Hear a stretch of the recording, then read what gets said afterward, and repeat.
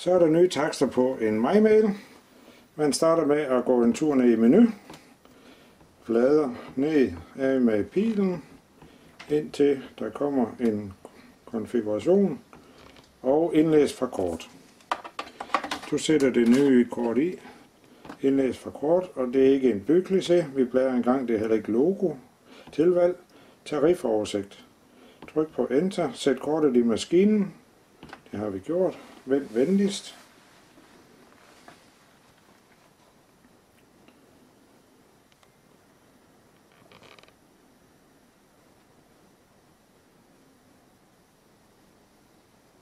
Så skriver den de nye takster. Download er udført, og ny program installeret. Du trykker på den grønne. Du trykker på portotabel, tryk på grøn igen, og så kan du trykke på pil opad, som betyder, at man går helt tilbage ud i menuen. Du kan tage kortet ud, og så er vi klar til at kode ind på de forskellige taster.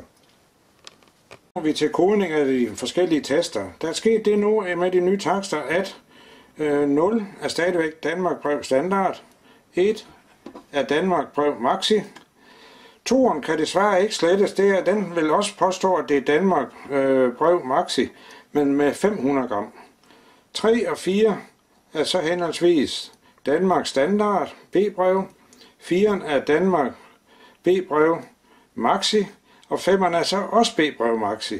Men den kan desværre ikke slette sig ved at skrive 500 gram. Man kan dog gøre det, at man kan kode for eksempel 1, som er maxi. Nu prøver jeg at trykke på nummer 1, som siger, at det er, og hvis jeg trykker på I for information, får jeg at vide, at det er Danmark brev maxi. Den kan jeg nu kode over, så den også kommer på tast nummer 2, vil jeg nok foreslå, at man gør, for ikke at komme galt af sted. Fordi så er det ligegyldigt, at man vælger nummer 1 eller nummer 2. Man gør så det, at man går ned i menu, efter at have valgt nummer 1, går ned i konfiguration, går ind i hukommelse, og siger, at den skal ligge på program nummer 2. Så holder man total ned og husk på grøn og tryk på grøn tast. Programmet er nu gemt. Det samme kan man så gøre på tast nummer 4. Vi tager nummer 4, som er B-brev. Jeg trykker lige på information for at sige Danmark økonomibrev maxi, og trykker på pil for at komme tilbage. Så vil jeg igen gå i menu. Så vil jeg lige bladre til konfiguration, og så vil jeg bladre til hukommelse, og så vil jeg sige, at den skal ligge på tast nummer 5. Så jeg trykker på nummer 5 og trykker på grøn. Nu er der sket det, at fremover er nummer 0 standard, 1 er maxi, 2 er også maxi, 3 er standard i B-brev, 4 er maxi i B-brev, og 5 er også maxi i B-brev. Og det er så skal vi huske at have kodet ind, at den selv skal skrive B på kuverten. Det gør vi på følgende måde. Vi vælger nu tast nummer 3, som er B-brev standard. Så går man i menu. Så bladrer vi lige en tand tilbage til, vi kommer til noget, der hedder indstil portotype. Her vælger vi P for økonomi.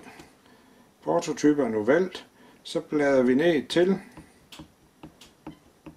konfiguration og hukommelse, og den skulle nu ligge på nummer 3, så vi holder tretallet ned og trykker på grøn.